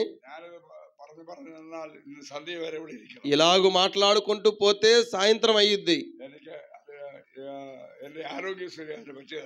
నేను ఆరోగ్య రీత్యా నేను మరి అలా నిలబడలేను. నేను మూడో వివాహం చెప్పబోతున్నాను. మొదటి వివాహం ఏదేను తోటలో జరిగింది. రెండో వివాహము యొక్క పొలములో జరిగింది. మూడో వివాహము చెప్తానండి.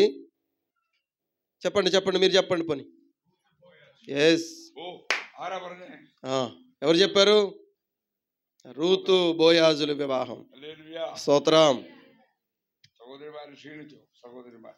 అక్క మీరంతా బాగా అలిసిపోయినట్టున్నారు. ఎవరి వివాహం అండి ఇక్కడ? మూడోది రూతు బోయాజుల వివాహం. స్తోత్రం. రూతు బోయాజు యొక్క వివాహము.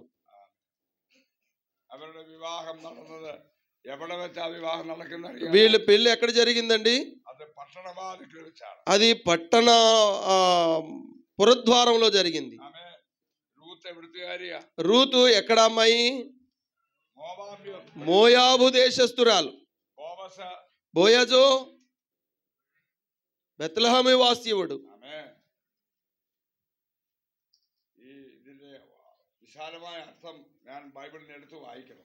ఇవన్నీ చాలా ఆత్మీయ అర్థాలు ఉన్నాయి. చాలా సమయం పడుతుంది. మీరు జాగ్రత్త వినండి చాలు. అసలు యూదులు అంటే ఈ యొక్క యూదులు ఎవరు కూడా వేరే వారిని ఎవరు చేసుకోకూడదు. వారు ఈ రూతుకు సంబంధించినటువంటి ఆ వంశం అంతా కూడా దేవుని మందిరానికి వారు ఎన్నడూ చేరకూడదు, రాకూడదు అనేది వారికి శాపం.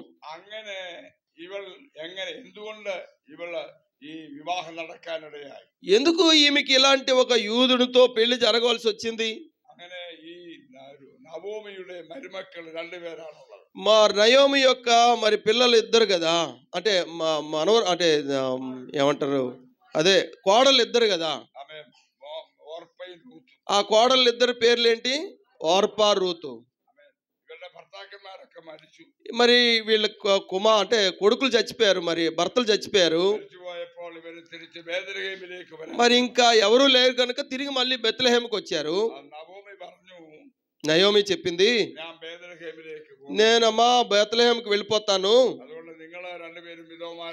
మీరు మరి నేను విధవరాలని, మీరు విధవరాలు, మీరు మట్టుకు మీరు పెళ్లి చేసుకోండి, మీరు ఇక్కడ మీ ఇంటికి పోయి పెళ్లి చేసుకోండి,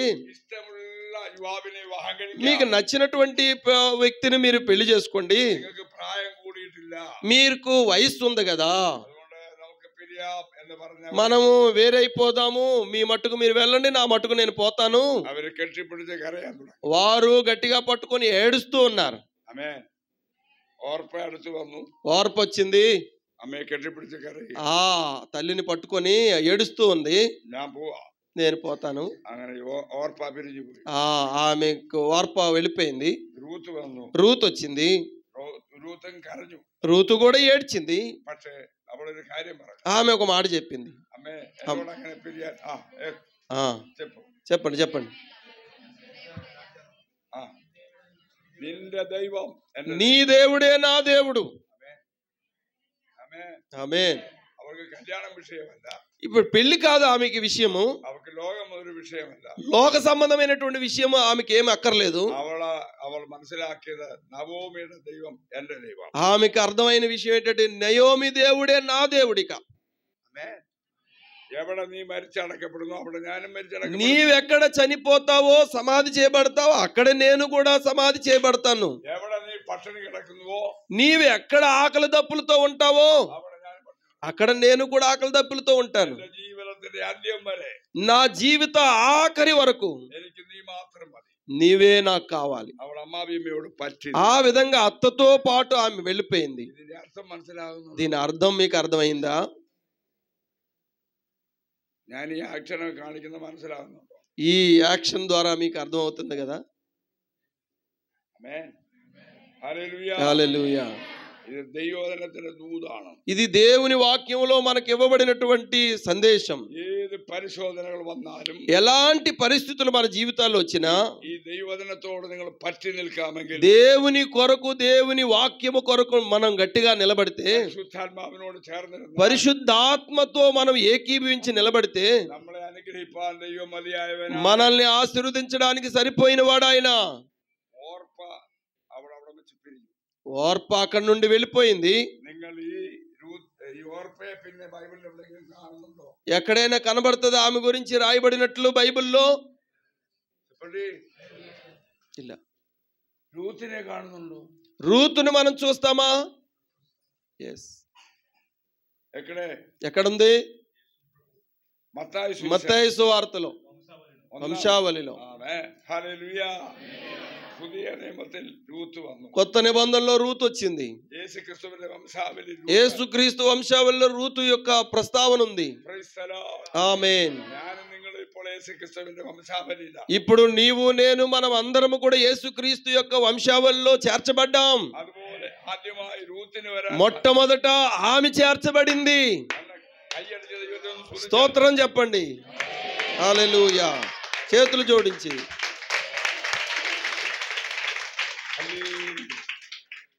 കാരണം దీనికి కారణం రూతు പറഞ്ഞു. రూత్ ఇలాగ చెప్పింది, അവിടെ వివాహం ഒരു విషയമല്ല. ఆమెకు పెళ్లి చేసుకోవాలా పెళ్లి చేసుకోకుండా ఉండాలనే సంబంధం విషయం కాదు. నవోమిയുടെ ദൈവം, నయోమి దేవుడే నా దేవుడు అనే ఒకటువంటి తీర్మానం. స్తోత్రం. అదాയിരിക്കണം നമ്മുടെ తీర్మానం. ఇదే మన అసలైనటువంటి తీర్మానం కలిగిన వారంగా ఉండాలి. ప్రియ దేవుని పిల్లలారా, మనము దేవుని ప్రేమించి ఆయన ఆరాధించడానికి వచ్చిన మనము భౌతిక సంబంధమైనటువంటి విషయాలను చూసి వచ్చామా? మంచి పెళ్లి జరుగుతుందని ఉద్దేశంతో వచ్చామా?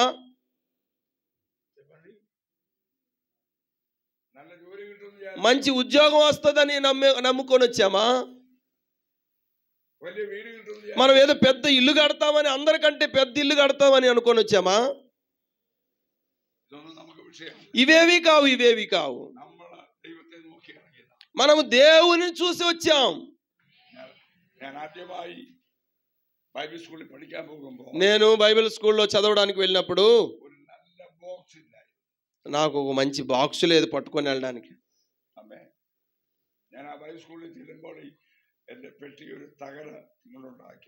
నేను పట్టుకెళ్ళిన పెట్టి అది మొత్తం పాడైపోయింది. అక్కడ చదువుకున్నాను. అక్కడ నాకు సొంతంగా మంచి బైబిల్ లేకపోయింది. మీరు జాగ్రత్త వినండి. ఒకే ఒక బైబిల్ కలిగి ఉండేవాళ్ళం. ఇప్పుడు మీ ఇంట్లో ఎన్ని బైబిల్ ఉన్నాయండి?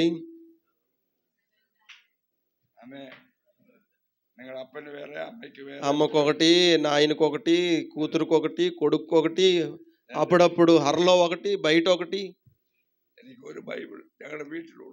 మా ఇంట్లో ఒకే ఒక బైబిల్ కలిగి ఉండేవాళ్ళం అండి. ఆ బైబిల్ పట్టుకునే మేము బైబిల్ స్కూల్కి వెళ్ళాము. మా అమ్మ అన్నది, నాన్న ఈ బైబిల్ తీసుకెళ్ళిపోతే నాకు మరి ఏ బైబిల్ ఉంటుందిరా? అప్పుడు నేను అన్నాను, నాకు దేవుడు ఎవరి ద్వారా అయినా ఒక బైబిల్ ఇస్తే నేను ఇది మీకు తరలిస్తానమ్మా అన్నాను. ఆ విధంగా బైబిల్ కాలేజ్కి వెళ్ళాను. ഒരു കുട്ടിക്ക് ഒരു ബൈബിൾ കൊടുക്കുന്നതാണ്.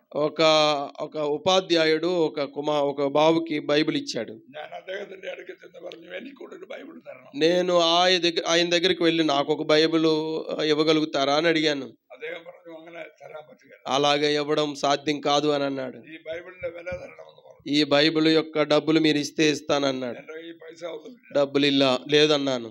അപ്പൊ എത്ര രൂപ വേണം? ఎంత కావాలని అడిగాను. 17 രൂപ തരണം. 17 రూపాయలు కావాలన్నాడు. അപ്പൊ 17 രൂപ എടുക്കാൻ എന്റെ കയ്യിലില്ല. 17 రూపాయలు లేకపోయింది. ഞാൻ മടങ്ങിപ്പോന്നു. తిరిగి వెళ్ళిపోయాను.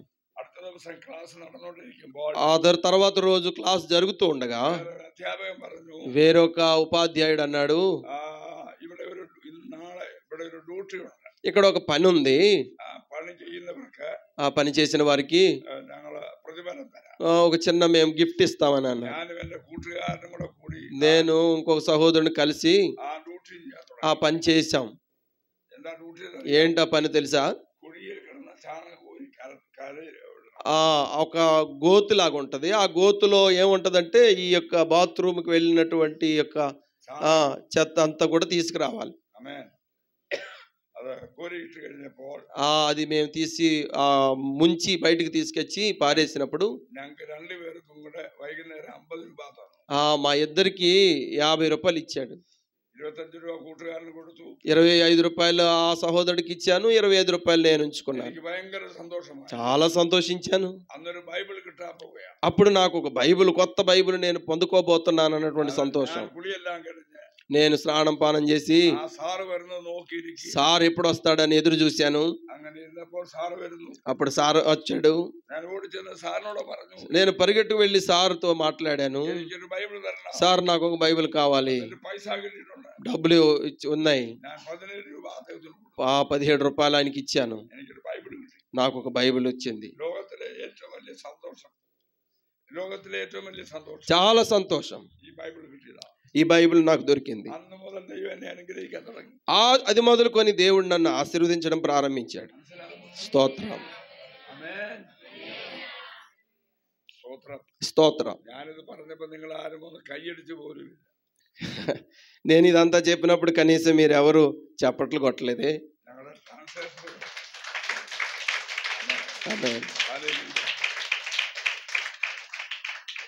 స్తోత్రం. దేవుడు మన ప్రభు అన్ని అనుగ్రహించేవాడు. బైబిల్ మాత్రమే కాదండి, భార్యనిచ్చాడు, 2 మగపిల్లనిచ్చాడు, ఇల్లు ఇచ్చాడు ఉండడానికి. ఇవన్నీ మేమేమో కొన్ని తీసుకొచ్చినవి కావు, ఇవన్నీ దేవుడిచ్చాడు. స్తోత్రం. ఇదంతా నేను ఎందుకు చెప్తున్నానంటే ఈ దేవుడు మహిమను నేను చెప్పిన కారణం చేత. స్తోత్రం. ఈ రూతును దేవుడు ఆశీర్వదించాడు. ఆమె ఏమీ లేనిదాయి బేత్లెహేముకు వచ్చింది. ఆ కొత్త నిబంధనలో మొట్టమొదటి పేజీలో ఆమె రాయబడింది. యేసుక్రీస్తు వంశావళిలో ఆమె పేరు రాయబడింది. ఓర్ప విషయంలో ఇక ఎలాంటి జాడలేదు. ఎన్ని వివాహాలు జరిగాయి? 3. ఏవేవి?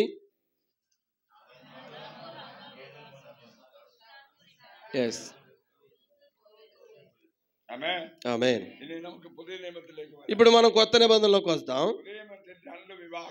కొత్త నిబంధనలో 2 వివాహాలు. కొత్త నిబంధనలో ఎక్కడైనా పెళ్లిళ్ళ గురించి రాయబడ్డదా? కానాలో వివాహం. కానాలో వివాహం. ఆ వివాహంలో ఎవరెవరున్నారు? ప్రాముఖ్యంగా యేసు ప్రభు వారు, ఆమె తల్లి, ఆ శిష్యులు ఉన్నారు. యేసు ప్రభు వారిని, ఆయన శిష్యులను ఆ వివాహానికి పిలువబడ్డారు, ఆహ్వానించబడ్డారు. యేసు ప్రభు తల్లి అక్కడ అప్పటికే ఉన్నింది. ఆ మలయాళంలో తెలుగులో చిన్న మార్పులు ఉండొచ్చు, కానీ నేను మలయాళాన్ని అనుసరించే మాట్లాడుతున్నాను. తెలుగులో కూడా అలాగే ఉంటది. യേശുവിന്റെ അമ്മ അവിടെ ഉണ്ടായിരുന്നു. యేసు ప్రభు వారి యొక్క తల్లి అక్కడ ఉంది. യേശുവിനെ ശിഷ്യന്മാരെ കല്യാണത്തിന് ക്ഷണിച്ചിരുന്നു. యేసు ప్రభు వారిని ఆయన శిష్యులను వివాహానికి పిలువబడ్డారు, ఆహ్వానించబడ్డారు. ഒരു വീട്ടിലെ ഏറ്റവും വലിയ സന്തോഷം ఆ ఇంటిలో చాలా సంతోషం ఎప్పుడు వస్తుంది? ఏ ఇంట్లోనైనా కళ్యాణం నడకంబో. స్తోత్రం. గట్టిగా మీరు చెప్పాలంటున్నారు, మీరు వాళ్ళ చేత గట్టిగా చెప్పించలేకపోతున్నారని అంటున్నాడు. అంటే ఒక కుమార్తె మన ఇంట్లోకి వచ్చినప్పుడు సంతోషం, అవునా కాదా? అంటే ఒక అమ్మాయి జీవితంలోకి వచ్చినప్పుడు చాలా సంతోషం కాదా?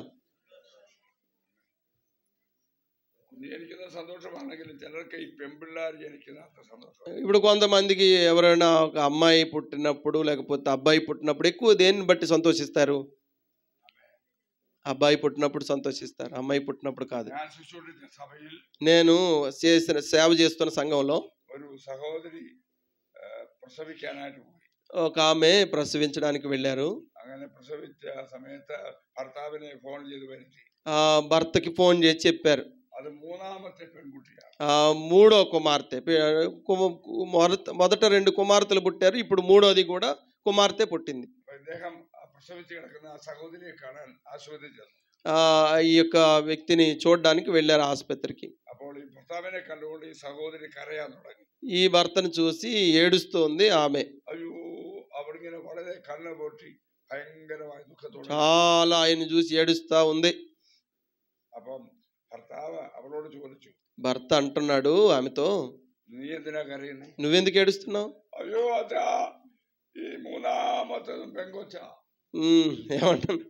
ఏమండి మరి మూడోది కూడా కుమార్తె పుట్టిందండి అని ఏడుస్తుంది బోర్ని.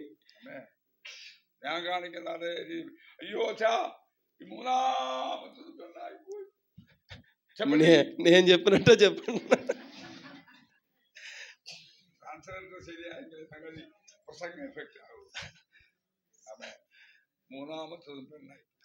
మూడోది కూడా కుమార్తె పుట్టింది. నువ్వెందుకు ఏడాల్సిన పని? స్తోత్రం.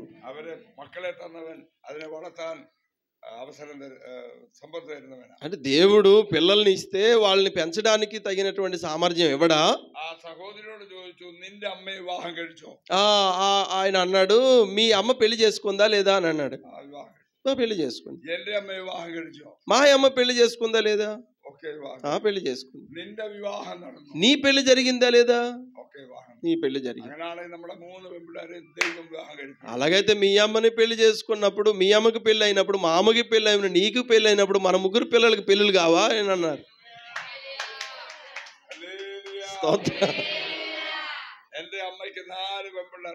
మా అమ్మకి 4 అంటే ఆడపిల్లలు. మేము విశ్వాసంలోకి వచ్చిన తర్వాత అది పెద్ద విషయం అంటే మా తండ్రికి అంత ఇష్టం లేదు పరిచర్యలోకి రావడం.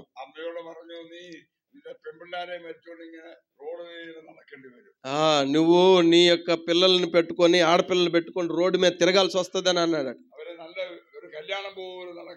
వాళ్ళకి మంచి పెళ్లి కూడా జరగదని అన్నాడట.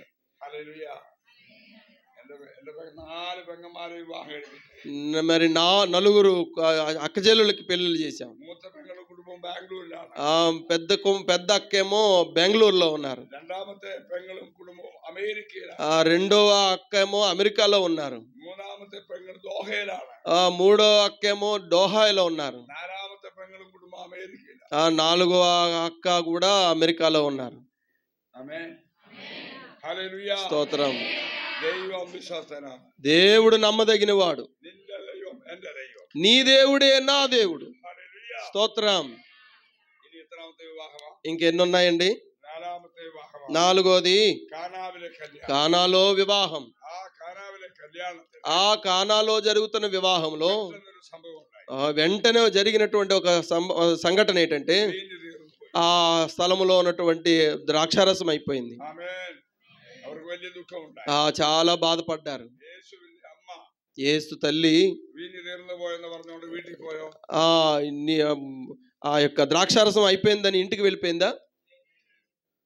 എന്താ ചെയ്തത്? ఏం చేశారు? ఆమె యేసు ప్రభు దగ్గరికి వచ్చి ఈ విషయం చెప్పారు. హల్లెలూయా. ఆమేన్. നമ്മുടെ കൂട്ടു വിശ്വാസികൾക്ക് ഒരു വിഷയം ഭാരമുണ്ടായാൽ, ఇక్కడ వినండి, మన యొక్క తోటి విశ్వాసులకు ఏదైనా ఒక కష్టమో బాధో ఏదో కలిగితే ఆ విషయం നിങ്ങൾ ഏറ്റെടുക്കണം. అది మీరు మీ జీవితంలో తీసుకోవాలి గట్టిగా. యేసువిന്റെ അടുക്കൽ പറയണം. అప్పుడు మీరు కూడా యేసు దగ్గరికి వెళ్ళి చెప్పాలి. అప్పుడు యేసు కార్యం పరిహరిస్తాడు. అప్పుడు దేవుడు ప్రభు మన కార్యాన్ని సఫలం చేస్తారు వాళ్ళ విషయంలో కూడా. ఆమేన్. హల్లెలూయా. హల్లెలూయా. ఆ వివరం ఆరు അറിഞ്ഞില്ല. అది ఎవరికి తెలియదు, ఆరు മനസ്സിലാക്കി, ఎవరికి అర్థం కాలేదు. యేసువిന്റെ అమ్మ యేసు మాత్రమే അറിഞ്ഞു. యేసుకు తెలుసు, యేసు తల్లికి తెలుసు. శుశ్రూషకారుడు యేసువిന്റെ అమ్మ പറയുകയാണ്, అక్కడ ఉన్నటువంటి పనివారితో ఆ అమ్మ అన్నది, അവൻ നിങ്ങളോട് എന്തെങ്കിലും കൽപ്പിച്ചാൽ ఆయన మీతో చెప్పింది നിങ്ങൾ അത് ചെയ്യാൻ, అది చెయ్యండి అని చెప్పారు. അവിടെ యేసు శుశ్రూషకారుడు പറഞ്ഞു, యేసు ఆ శిష్యులతో చెప్పాడు, ఆ పనివారితో చెప్పాడు, ఈ కల్పాత్రങ്ങളിൽ వెള്ളം కోరి నిറയ്ക്കാൻ പറഞ്ഞു. ఈ యొక్క రాతి బాణంలో నీళ్లు ముంచండి, నీళ్లు నింపండి అని అన్నాడు. അവിടെ എത്ര కల్పాత్రం ఉన్నాయి? ఎన్ని ఉన్నాయి అక్కడ? 6 రాతి బాణాలు. 6 కల్పాత్రం, 6 రాతి బాణాలు ఉన్నాయి. അവർ എത്ര പേരെ നിറച്ചു? ఎంతమంది ముంచారు? ఎంతవరకు ముంచారు? అంతుల వరకు నింపారు. ఆమె మక్కలు ఉన్నారు. అంచుల మట్టుకు నింపారు. నిറച്ചു കഴിഞ്ഞപ്പോൾ ఆ నింపిన తర్వాత యేసు അവരോട് പറഞ്ഞു, యేసు వారితో చెప్పాడు, ఇది കൊണ്ടുപോയി ఇప్పుడు ఇందులో ముంచి తీసుకుని వెళ్ళి వాళ్ళకి అందరికి పంచండి అని అన్నాడు. എല്ലാവർക്കും കൊടുക്കാൻ, అందరికీ పంచమని చెప్పాడు. അവർ കൊണ്ടുപോയി രുചി നോക്കി, అందరూ రుచి చూశారు. അവിടെ പറയുന്നത് ഇങ്ങനെയാണ്, వాళ్ళు అంటున్నారు ఇలాగా, ലഹരിയുള്ള വീഞ്ഞ്. ఇది చాలా మధురమైనటువంటిది. ഓ హల్లెలూయా. స్తోత్రం. നമ്മുടെ കുടുംബത്തിൽ എന്തെങ്കിലും പ്രശ്നങ്ങളൊക്കെ ഉണ്ടായി, మన కుటుంబంలో ఏదైనా సమస్య వస్తే നമ്മൾ കോടതിയിലല്ല പോകേണ്ടത്, మనం కోర్టులోనికి కాదు పరిగెట్టాల్సింది. ധാരാളം പ്രശ്നങ്ങളുണ്ട്. ఇప్పుడు చాలా సమస్యలు ఉన్నాయి. വഴക്കുണ്ടായി പിരിയുകയാണ്. ఇప్పుడు చాలా మంది చిన్న దెబ్బలాట్లు వెంటనే విడిపోవడాలు. അങ്ങനെ പിരിയാനുള്ളതല്ല, అలాగ విడిపోవడానికి కాదు. എന്ത് പ്രശ്നം നിങ്ങളുടെ കുടുംബ ജീവിതത്തിലുണ്ടായ, కుటుంబ జీవితంలో ఎలాంటి సమస్య వచ్చినా ഭാര്യയും ഭർത്താവും భార్యాభర్త അത് യേശുവിന്റെ അടുക്കൽ, దేవుని దగ్గరికి రావాలి, ప్రభు దగ్గరికి రావాలి. നിങ്ങൾക്ക് വിശ്വാസം തോന്നുന്ന പാസ്റ്ററോട് പറയണം. మీరు మీ సేవకుడితో చెప్పాలి. പാസ്റ്റർ നിങ്ങളുടെ ദൈവസന്നിധി, సేవకుడు మీ కొరకు ప్రార్థన చేస్తాడు. ദൈവമേ, ഞങ്ങളുടെ ജീവിതത്തിൽ ഒരു പ്രശ്നമുണ്ട്, దేవా మా జీవితంలో సమస్యలు ఉన్నాయి. അത് ഭാര്യയും ഭർത്താവ് ഒരുപോലെ യേശുവിനോട് പറയണം. ఆ భార్యాభర్త ఒకేలాగా దేవునికి చెప్పాలి. പിന്നീട് ആ പ്രശ്നം ഏറ്റവും അനുഗ്രഹിക്കപ്പെട്ട ജീവിതമായി മാറും. ఆ సమస్య దేవుని దగ్గర పెడితే ఆయన ఆశీర్వాదకరంగా దాన్ని పరిష్కరిస్తాడు ఆయన. ഹല്ലേലൂയ. హల్లెలూయా. ഹല്ലേലൂയ. స్తోత్రం. ഇനി ഒരു വിവാഹം കൂടെ പറയാം. ఒక్క వివాహము గురించి ఉంది. 4 പറഞ്ഞു. 4 చెప్పాము.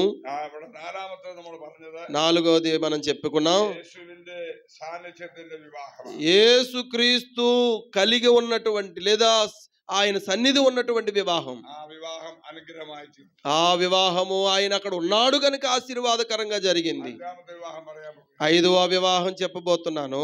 വെളിപ്പാട് പുസ്തകത്തിൽ అది ప్రకటన గ్రంథంలో ఉన్నటువంటి వివాహము. ఆ వివాహం కూడా പറഞ്ഞു అవസാനിപ്പിക്കാം. ఆ వివాహాన్ని చెప్పి నేను ముగిస్తాను. ആമേൻ. ఆమేన్. ഹല്ലേലൂയ. హల్లెలూయా.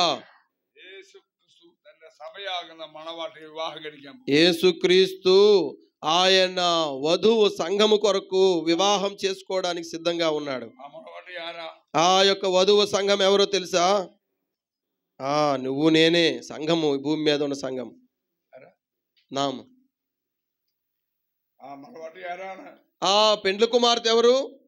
ഞാനാണെന്ന് പറ. నేనని చెప్పండి. ఆమేన్. അവിടെ അപ്പുറത്തെ ഇപ്പുറത്തിരിക്കുന്ന ആളല്ല. ఆ పక్కనున్న ఈ పక్కనున్న కాదు, ഞാൻ ആ వివాహం, నేనే ఆ వివాహానికి పెండ్లి కుమార్తెను. ఆ విశ్వాసం ഉണ്ടോ? ఆ నమ్మకం ఉందా? ఆ విశ్వాసం ഉണ്ടോ? ఆ విశ్వాసం ఉందా? ఆ వివాహం ఎവിടെ వెച്ചാ നടക്കാൻ പോകുന്നത്? ఆ పెళ్లి ఎక్కడ జరగబోతుంది?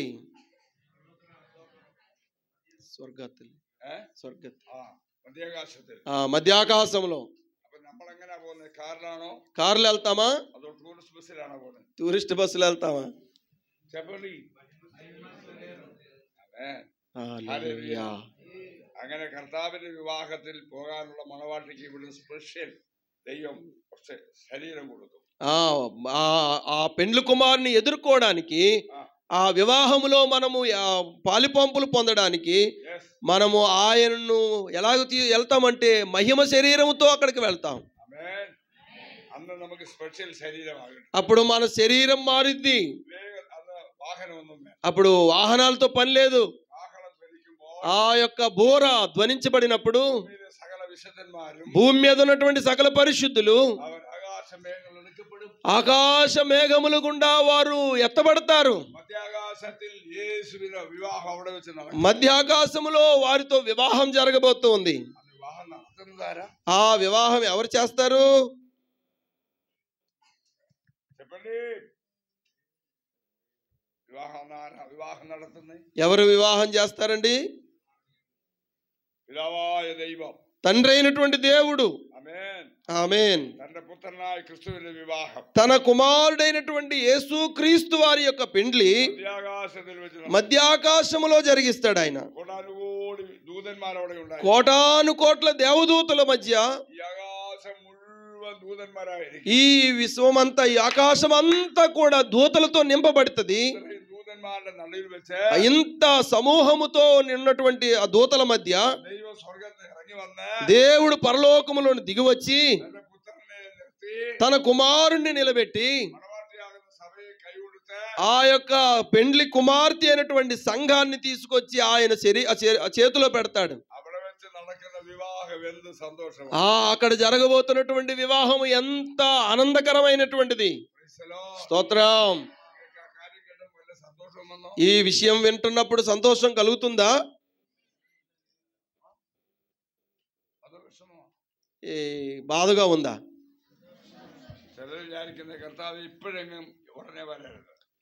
కొందరు అంటారు ఇప్పుడు ప్రభువా అని అంటారు. పెళ్లి కావాలి, ఇప్పుడు కాదు ప్రభువా. ఎందుకంటే తెలుసా, ఇక్కడ నా కుమార్తె పెళ్లి కావాలి, ఇక్కడ నాకు ఇక్కడ మా కుమారుడు పెళ్లి కావాలి. ఇక్కడ ఇప్పుడు ఆ యొక్క బోర ఊదబడితే మీరు ఆ బోర మా స్వరాన్ని విని వెళ్ళిపోవడానికి సిద్ధంగా ఉన్నారా? చెప్పండి. దాని కొరకే మనము ఈ భూమి మీద ఉన్నాం. అందుకోసమే మనం రక్షణ అనుభవం కలిగి బాప్తిసం పొందాం. అందుకోసమే ఇక్కడ ప్రార్థనకు చేరువచ్చాం. అర్థమైందా? హల్లెలూయా. మనము మన ప్రభు యొక్క రాకడ కొరకు సిద్ధంగా ఉండాలి. నేను ఒక మాట విషయం చెప్పి నేను ముగిస్తాను, జాగ్రత్త వినండి. నాకు అర్థమైంది మీరందరూ ఆకలితో ఉన్నారని. ఉన్నారా?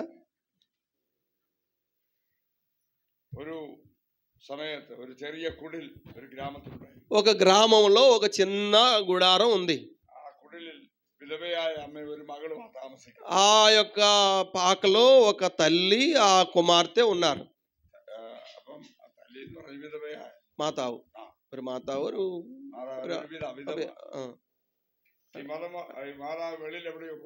అంటే మరి తల్లి అటు విధవరాలు, ఆమె ఎక్కడికో బయటికి వెళ్ళారు. ఆమె బయటికి వెళ్ళి తిరిగి వచ్చిన తర్వాత ఈ యొక్క చిన్న గుడారం ఏదైతే ఉందో అది కాలిపోతా ఉంది. ఆ తల్లి మరి వెనకొచ్చి చూస్తే అది కాలిపోతుంది, బాగా ఏడుస్తుంది, రొమ్ములు కొట్టుకుంటుంది. అందరూ వచ్చారు, ఎవరు లోపలికి వెళ్ళలేకపోతున్నారు. ఏమి ఎందుకు అని అడుగుతున్నారు. నాకు ఇల్లు కాలిపోతుందని కాదు సమస్య, ఈ లోపల నా కుమార్తె పడుకొనుంది, ఆమెను రక్షించాలి. ఏ ఒక్కరూ ముందుకు వెళ్ళలేదు. ఒక యవనస్తుడు వెంటనే లోపలికి దూరి ఆ కుమార్తెను కాపాడాడు. కాపాడి బయటికి తీసుకొచ్చాడు. ఆయనకి ఏ విధమైన సమస్య లేదు. പെട്ടെന്ന് അവനെ సారీ, ఆ అమ్మాయికి ఏ విధమైన సమస్య లేదు, కానీ ఆ అబ్బాయిని తీసుకుని వెళ్ళారు. ശരീരം മുഴുവൻ శరీరం అంతా కాలిపోయింది. ശരീരം മുഴുവൻ പാടുകളായി. ఆ శరీరం అంతా కూడా బాగా కాలిపోయింది. ആ പെൺകുട്ടി സുന്ദരിയായി ఆ కుమార్తె దినాలు గడిచిన కొలది ఆమె ఎదిగి చాలా అందంగా ఉంది. കാലങ്ങളിങ്ങനെ മുൻപോട്ട് പോയി. దినాలు గడిచిపోయాయి, సంవత్సరాలు గడిచిపోయాయి. അവളുടെ ജീവിതത്തിന്റെ അനുഭവം മുഴുവൻ ഈ അമ്മ മകളോട് പറഞ്ഞു കേൾപ്പിച്ചു. ఆ యొక్క కుమార్తె తన జీవిత కాలం అంతా ఈ తల్లి ఒకటి విషయాన్ని నూరిపోస్తా ఉంది. അവളെല്ലാം കേട്ടു. ఇదంతా విన్నది. വിവാഹത്തിന് സമയമായപ്പോ ఒక వివాహ సమయం వచ్చినప్పుడు അപ്പൊ അവൾക്ക് വിവാഹത്തിന് വേണ്ടി പല ആലോചനകൾ വന്നു. చాలా ఆలోచనలు వచ్చాయి, చాలా సంబంధాలు వచ్చాయి. അപ്പൊ അവൾ അമ്മയോട് പറഞ്ഞു, అమ్మ అన్నది, അമ്മ എന്നെ വിവാഹം കഴിക്കേണ്ടത് నన్ను పెళ్లి చేసుకోవాల్సింది എനിക്ക് വേണ്ടി തീയിലിറങ്ങിയ ആ യുവാവായിരിക്കും. నా కోసం ఎవరైతే మరి అంటే అగ్నిలోకి దూకి నన్ను కాపాడారో ఆయనే నాకు కావాలనింది. അവനെ മാത്രം മതി. ఆయన మాత్రమే నాకు కావాలని വിവാഹം ഉറപ്പിച്ചു. ఆ వివాహం అలాగూ నిశ్చయించబడింది. അവിടെ കൂട്ടുകാരികളെല്ലാം ഈ വിവരം అందరూ స్నేహితులందరూ వచ్చారు. അവൻ പറഞ്ഞു, "എടീ, നീ ഇവനെന്തിനാ വിവാഹം കഴിക്കുന്നത്?" వారు అన్నారు, ఈమెనెందుకు వివాహం, ఆమెను అన్నారు, ఈయనెందుకు వివాహం చేసుకున్నారు అన్నారు. എത്രയോ നല്ല സൗന്ദര്യമുള്ളവരുണ്ട്, నువ్వు చాలా అందంగా ఉన్నావు కదా అని అన్నారు. പഠിത്തമുള്ളവരുണ്ട്, చాలా మంది ఇంకా మంచి చదువుకున్న వాళ్ళు అందగాళ్ళు ఉన్నారు కదా, നീ ഇവനെ എന്തിനാ വിവാഹം കഴിക്കുന്നത്? ఈ వ్యక్తిని ఎందుకు నువ్వు పెళ్లి చేసుకుంటున్నావు అని అన్నారు. അവന്റെ శരീരം മുഴുവൻ വെന്ത് చూడు ఆ మనిషి ఎలా ఉన్నాడు, కాలిపోయిన మనిషి. അവളെ പറഞ്ഞു, ഞാൻ അതിനെല്ലാം മറുപടി തരാം. వీటన్నిటికీ సమాధానం చెప్తాను, നിങ്ങളെല്ലാവരും എന്റെ വിവാഹത്തിന് വരണം. మీరందరూ నా పెళ్లికి రండి అని చెప్పారు. കല്യാണ ദിവസം ఆ పెళ్లి రోజున ഈ ആൾക്കൂട്ടമുണ്ട്. అందరూ వచ్చారు కదా. അവരുടെ നടുവിൽ എഴുന്നേറ്റ് వాళ్ళందరి మధ్య నిలబడి എന്റെ അടുത്തിരിക്കുന്ന ഈ യുവാവ്, ఈ పెండ్లు కుమార్తె అంటుంది, ఆ పక్కన ఉన్నటువంటి పెండ్లు కుమారుని విషయంలో, അദ്ദേഹം കാരണമാണ് ഇന്ന് ഞാൻ ജീവനോടെ ഇരിക്കുന്നത്. ఈ వ్యక్తి ద్వారానే నేను ఈ రోజు బతుకున్నాను అనింది. അദ്ദേഹത്തിന്റെ ശരീരത്തിൽ മുഴുവൻ പാടുകളാണ്. ఈ చూడండి, ఈ మనిషి శరీరం అంతా కాలిపోయి ఉన్నాడు, ഞാനിന്ന് സുന്ദരിയാണ്. కానీ ఇప్పుడు నేను అందంగా ఉన్నాను. എന്റെ വീട്ടിൽ തീ പിടിച്ചപ്പോ నా ఇంటిలో అగ్గి ప్రమాదం వచ్చినప్పుడు ആരും എനിക്ക് വേണ്ടി ഇറങ്ങി വന്നില്ല. నా కోసం ఎవరూ ముందుకు రాలేదు కాపాడడానికి. എന്നാൽ എന്റെ സമീപേ ഇരിക്കുന്ന ഈ യുവാവാണ് എനിക്ക്. కానీ నా పక్కన ఉన్నటువంటి యవనస్తుడు నా కోసం ఎంతో సాహసం చేసి నన్ను కాపాడాడు. ഇതൊരു വലിയ സത്യമാണ്. ఇది నిజము, ఇది నిజం. ദൈവത്തിന്റെ കോപം നമ്മുടെ മേൽ വന്നപ്പോ, ఆ దేవుని కోపం మన మీదకు రగులుకున్నప్పుడు, ന്യായവിധിയുടെ തീ ഭൂമിയിൽ വരുന്നതിന് ఈ భూమి మీద దేవుని ఉగ్రత ఈ ప్రపంచాన్ని నాశనం చేస్తూ ఉన్నప్పుడు, ആ സമയത്ത് നമ്മളെ രക്ഷിക്കുവാൻ ఆ సమయంలో నన్ను రక్షించడానికి, నిన్ను రక్షించడానికి, സ്വർഗീയ മഹിമകളെ మనల్ని రక్షించడానికి పరలోక మహిమను విడిచిపెట్టి ഈ ഭൂമിയിൽ ഇറങ്ങി ఈ భూమి మీదకు దిగి వచ్చి ആ ദൈവപുത്രനായ യേശുക്രിസ്തു മാത്രം. ఆ ప్రభు అయిన యేసుక్రీస్తు ఆ దేవుని కుమారుడే. Praise the Lord. స్తోత్రం. അവന്റെ ശരീരത്തിന്റെ പാടുകൾ ఆయన శరీరములో ఎన్ని హింస అంటే బాధలు అనుభవించాడు. അതെല്ലാം നമ്മളെ രക്ഷിക്കാൻ. మనల్ని రక్షించడానికి ఎన్ని హింసలు అనుభవించాడు. അവന്റെ തലയിൽ മുൾക്കിരീടം, ఆయన తలలో ముళ్ళ కిరీటం పెట్టబడింది. അവന്റെ കയ്യിൽ കാലും, ఆయన కాలు చేతులకు మేకులు దిగొట్టబడింది. അവന്റെ ചങ്കിൽ കുന്തം, ఆయన యొక్క పక్కలో బల్లెపు పోటు పొడవబడింది. അവന്റെ ശരീരത്തടിച്ച്, ఆయన శరీరం అంతా కూడా గాయపరచబడింది. അവന്റെ മുഖത്തെ ఆయన ముఖము ఆ యొక్క గడ్డం పీకివేయబడింది. കണ്ടാൽ ആളല്ല എന്ന് തോന്നുന്നു. చూడ్డానికి మనిషిలాగా ఆకారం కోల్పోయినటువంటి వాడిగా మారాడు. അവനൊരു വികൃത രൂപമായി ఆయన ముఖమంతా వికృత రూపముగా మారిపోయింది. കാൽവരി ക്രൂശിൽ ఆ కలువరి సిలువలో ఆయన వేలాడబడ్డాడు. ആ കർത്താവ് മരിച്ചത്. ఆ ప్రియ ప్రభువు మరణించింది. പ്രിയ സഹോദര സഹോദരി, ప్రియ సహోదరి సహోదరుడా, എനിക്ക് നിനക്കും నీ కోసం నా కోసమే, വിശ്വാസം నీ కోసం నా కోసమే. വിശ്വാസമുണ്ടോ? నమ్ముతున్నారా? ആമേൻ. స్తోత్రం. ഇതുവരെയും ആ യേശുവിനെ രക്ഷിതാവായി സ്വീകരിക്കാത്തവരോ, ఇంతవరకు ఈ ప్రభు అయిన యేసుక్రీస్తు వారిని రక్షకుడుగా స్వీకరించకుండా, బాప్తీసం పొందకుండా ആമേൻ, ആരെങ്കിലും ഉണ്ടോ? ఎవరైనా ఉన్నారా?